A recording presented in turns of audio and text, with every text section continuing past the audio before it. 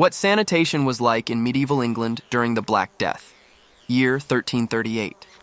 Imagine walking through a city where the streets beneath your feet are not cobblestone, not dirt, but a thick, rotting carpet of waste so deep that it swallows your shoes with every step.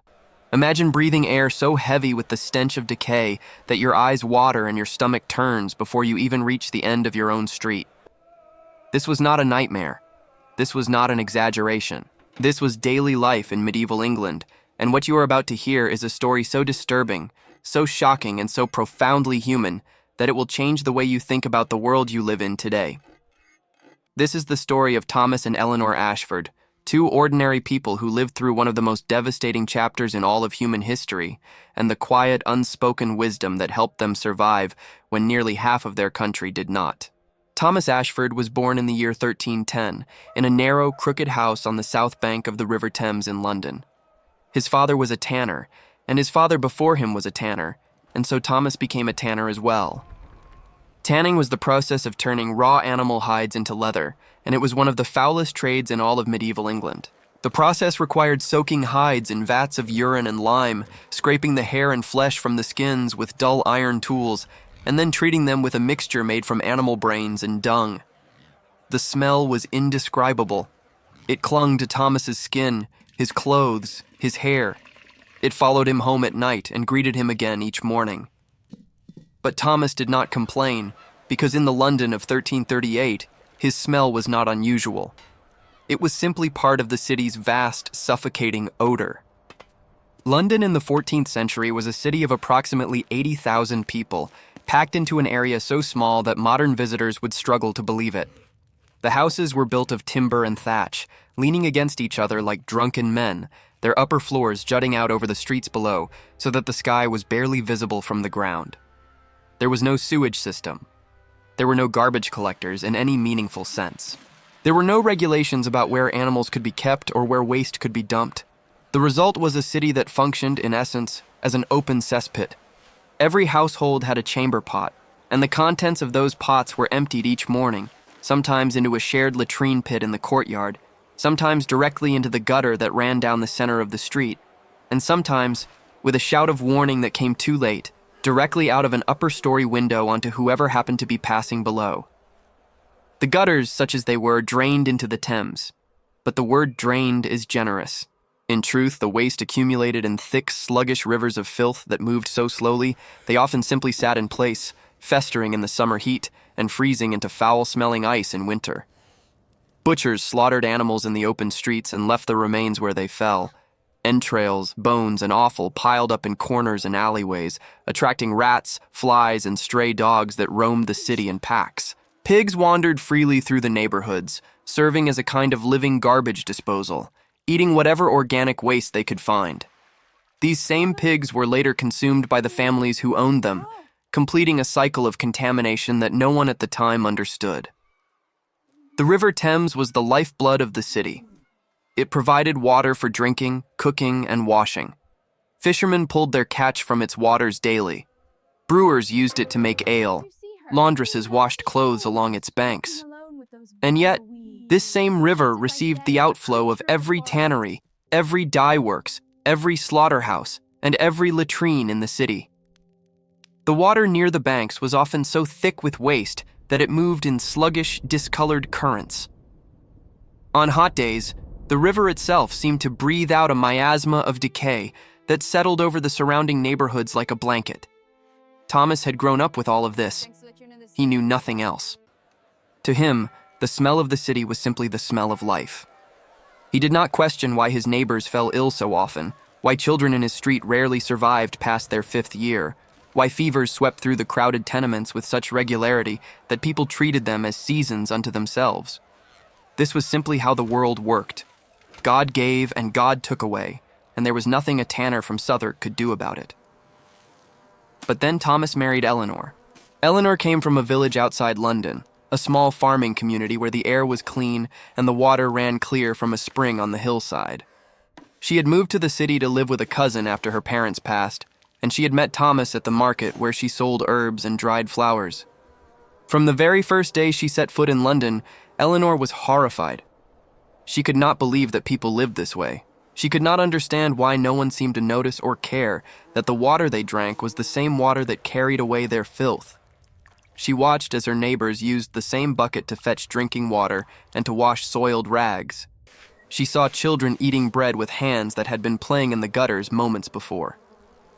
She observed that the families who lived closest to the river, where the waste was thickest, were the ones who suffered most from fevers and stomach ailments. Eleanor began to make changes in her own household. She insisted on keeping their small home swept and clean. She burned dried rosemary and lavender to freshen the air. She kept a basin of water by the door and required Thomas and their children to wash their hands before eating. She boiled their drinking water over the hearth, a practice that her neighbors found bizarre and wasteful, since firewood was expensive and water from the well was considered perfectly adequate. She refused to buy meat from butchers who processed their animals in the street, walking an extra mile to find a vendor whose stall was at least marginally cleaner. Her neighbors whispered about her. They called her proud, difficult, strange. Some said she put on airs, acting as though she were better than the rest of them.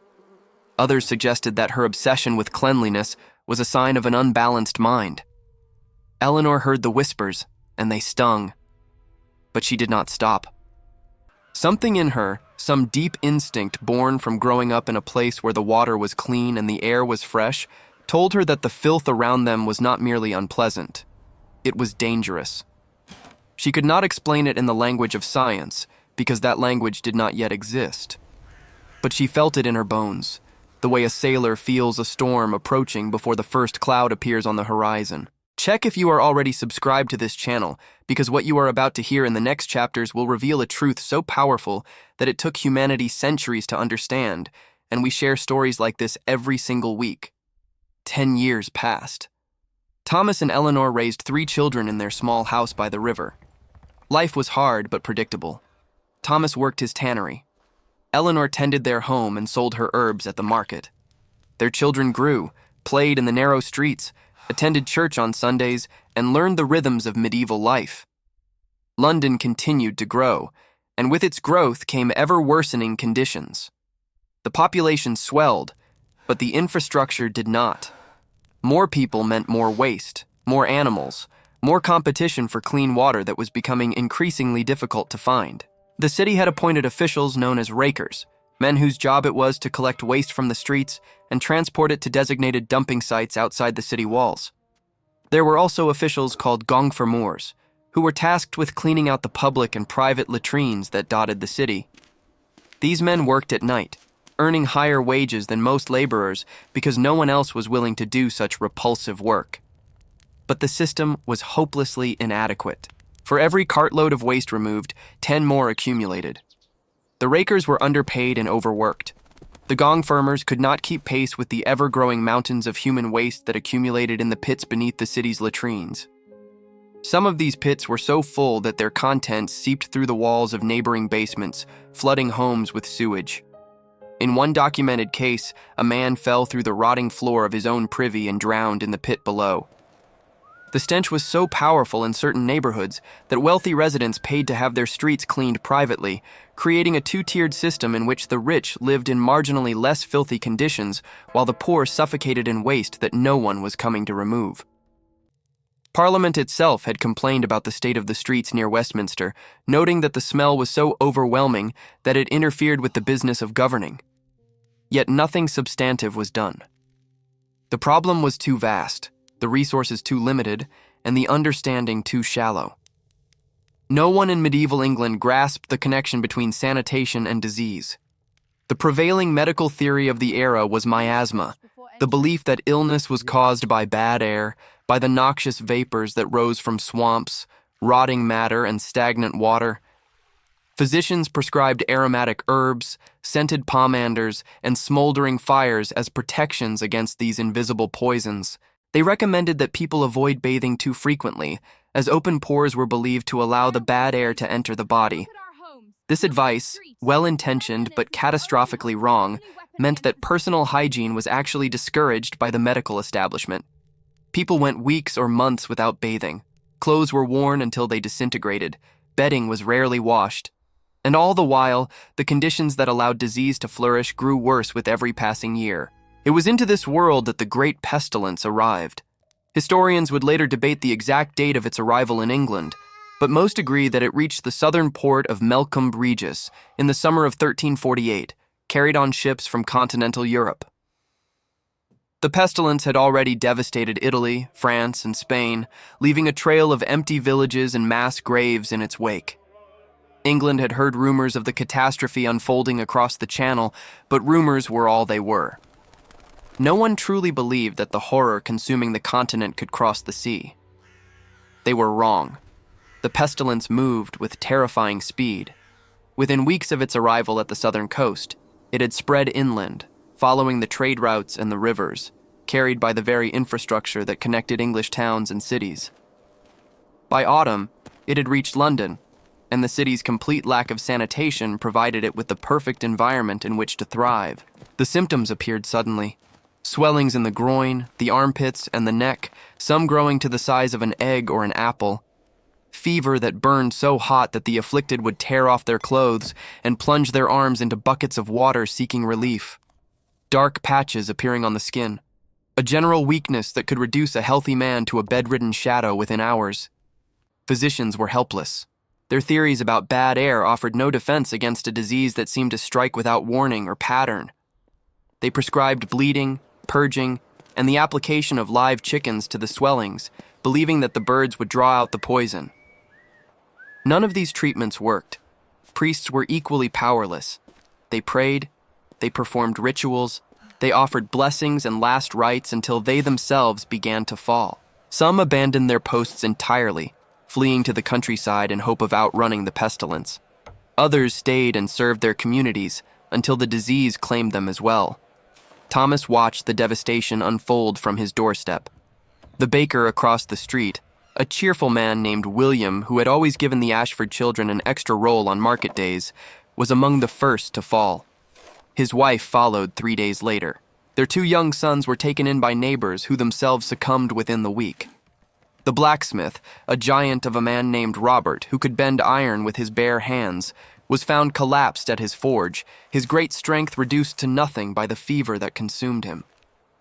The elderly widow, Agnes, who lived alone at the end of the street and kept a small garden of medicinal herbs, died quietly in her sleep.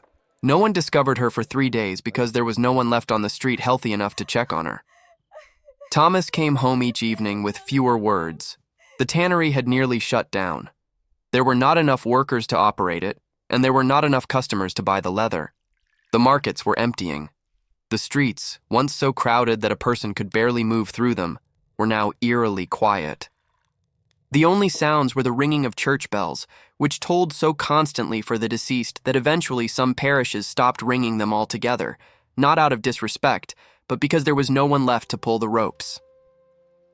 Eleanor responded to the crisis with the same quiet determination that had defined her since the day she arrived in London. She sealed their windows with cloth soaked in vinegar. She kept a fire burning at all times, adding bundles of dried thyme and sage to the flames. She placed the basin of washing water at the door and refused to allow anyone, even Thomas, to enter without cleaning their hands and face. She boiled every drop of water the family consumed. She washed their clothes and bedding as frequently as she could manage, hanging them to dry over the fire when the weather was too wet to use the line outside. Their neighbors, the few who remained, no longer called her strange. Some began to imitate her practices, though for many, it was too late. Eleanor shared her herbs freely, offering bundles of rosemary and lavender to anyone who asked, explaining quietly that she believed the cleanliness of a household mattered more than the prayers of a priest when it came to staying well. This was a radical statement for a woman of her time and station, and she knew it. But the evidence was all around her.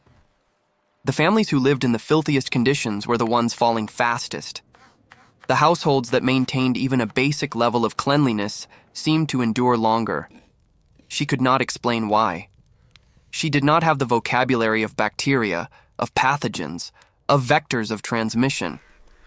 Those concepts would not exist for another 500 years. All she had was observation, intuition, and a stubbornness that refused to accept that survival was purely a matter of divine will. Thomas, who had spent his entire life accepting the world as it was presented to him, began to change. He watched Eleanor's practices with new eyes. He saw that their children, while frightened and confined, remained healthy. He noticed that their home, modest as it was, smelled different from the houses around them, not just because of the herbs Eleanor burned, but because it was simply cleaner. He began to help her, carrying water for boiling, sweeping the floors, maintaining the fire. He stopped visiting the alehouse, not because he no longer wanted the companionship, but because the alehouse was a place where many men gathered in close quarters, sharing cups and breathing the same air, and he understood, without Eleanor needing to say it, that such places were dangerous now. The pestilence raged through the winter of 1348 and into the spring and summer of 1349. By the time it finally began to recede, London had lost between a third and half of its population. Across England, the numbers were even more staggering. Entire villages had been emptied. Manor houses stood abandoned. Fields that had been carefully cultivated for generations lay fallow, their crops rotting because there was no one left to harvest them. The social and economic consequences were immediate and profound. Labor, which had been cheap and abundant before the pestilence, was now scarce and valuable. Surviving workers could demand higher wages. Serfs, who had been bound to their lord's land for generations, began to leave, knowing that their labor was needed elsewhere and that they could negotiate better terms. The rigid feudal hierarchy that had defined English society for centuries began to crack. Lords who had once held absolute power over their tenants now found themselves competing for workers, offering freedoms and wages that would have been unthinkable just years before. The Statute of Laborers, passed in 1351, attempted to freeze wages at pre-pestilence levels and prevent workers from leaving their assigned manors. It was one of the most despised laws in English history, and it was widely ignored. The world had changed too fundamentally for old rules to hold. Thomas and Eleanor survived. All three of their children survived. In their small corner of Southwark, they emerged from the catastrophe-battered, grief-stricken by the loss of so many friends and neighbors, but alive. And they were not the only ones who had noticed the pattern. Across London and across England, survivors began to talk about what they had observed during the darkest days. They talked about which households had been hit hardest and which had been spared. They talked about the conditions in the streets, the state of the water, the proximity to waste and decay. Slowly, imperfectly, and without any formal framework of scientific understanding, the people of post-pestilence England began to connect the dots between filth and disease. Municipal authorities in London began to enforce sanitation regulations with a seriousness that had been entirely absent before. New ordinances were passed requiring butchers to process their animals at designated sites outside the city walls. Penalties were imposed on those who dumped waste into the Thames or left refuse in the streets. The raker system was expanded and better funded. Public latrines were repaired and maintained with greater regularity. These measures were far from perfect. Enforcement was inconsistent, corruption was rampant, and the underlying medical understanding was still fundamentally flawed. But they represented a turning point, a moment when English society began to accept, however grudgingly, that the cleanliness of a city was not a luxury, but a necessity. Thomas continued to work his tannery, though now there was less competition and more demand for his leather. The economy was reshaping itself around the new reality of a diminished population, and tradesmen like Thomas found themselves in a stronger position than they had ever been. He used his modest new prosperity to improve his home, replacing the thatch roof with tiles, installing a proper chimney, and building a small addition where Eleanor could dry and store her herbs. Eleanor, for her part, became something of an informal authority in her neighborhood. Women came to her for advice on keeping their households clean, on preparing food safely, on caring for the sick without falling ill themselves. She shared everything she knew, which was more than she realized. Her practices, born from instinct and observation rather than formal education, anticipated principles of hygiene that would not be scientifically validated for another 5 centuries. She never claimed any special knowledge. She never sought recognition or credit. She simply did what she had always done, watched, noticed, and acted on what she saw, even when the world around her told her she was wrong. If this story is touching something deep inside you right now, if Eleanor's quiet courage is reminding you that ordinary people can see truths that the powerful cannot, then type in the comments right now, The ones who watch closely are the ones who survive. I want to see how many of you feel what I feel telling this story. Years passed. The immediate horror of the pestilence faded into memory, though it would return in waves throughout the following decades, each outbreak reinforcing the hard lessons of the first. Thomas grew old in his tannery, his hands permanently stained from decades of working with hides and chemicals. Eleanor's hair turned silver, but her eyes remained as sharp as ever, watching, always watching. Their children grew into adults, married, and had children of their own. The eldest son, named William after the baker who had been among the first to perish, became a merchant, trading in wool and cloth. He carried his mother's habits with him, insisting on cleanliness in his warehouse and among his workers. The second child, a daughter named Alice, married a physician and spent years gently encouraging her husband to consider the possibility that disease might be connected not to bad air alone, but to the conditions in which people lived. The youngest, a son named Henry, became a builder, and he designed homes with better drainage and ventilation, small improvements that nonetheless represented a departure from the cramped, airless dwellings of his parents' generation. The legacy of Thomas and Eleanor Ashford was not recorded in any chronicle or history book. They were ordinary people, invisible to the scholars and scribes who documented the lives of kings and bishops. But their legacy was real, and it was profound. It lived in the boiled water, in the washed hands, in the swept floors, in the quiet refusal to accept that filth and disease were simply the natural order of things. It lived in the small, stubborn acts of care that kept a family alive when the world around them was collapsing. The story of sanitation in medieval England is not merely a story about waste and water and rats. It is a story about what happens when a society fails to invest in the basic conditions of human health. It is a story about the price of ignorance and the value of observation. It is a story about how the people who are most often dismissed, the women, the poor, the uneducated, are sometimes the ones who see the truth most clearly. Today, we live in a world where clean water is piped directly into our homes, where sewage is carried away through underground systems that we never see and rarely think about, where public health agencies monitor the safety of our food, our water, and our air, where a child born in a modern city has a life expectancy that would have seemed miraculous to Thomas and Eleanor Ashford. But none of this happened by accident. Every pipe, every filter, every regulation, every hand-washing sign in every public restroom exists because of the lessons that were written not in textbooks, but in the suffering and survival of ordinary people who lived through extraordinary times. The great pestilence of the 14th century did not just reshape the economy and the social structure of England. It reshaped the very way humanity thought about health, about cleanliness, about the relationship between the environment and the body. It took centuries for those lessons to be fully understood and implemented, centuries of setbacks and resistance and willful ignorance. But the seed was planted in the soil of that terrible time, watered by the grief of millions, and nurtured by the quiet wisdom of people like Eleanor Ashford, who saw what others refused to see and acted when others stood still.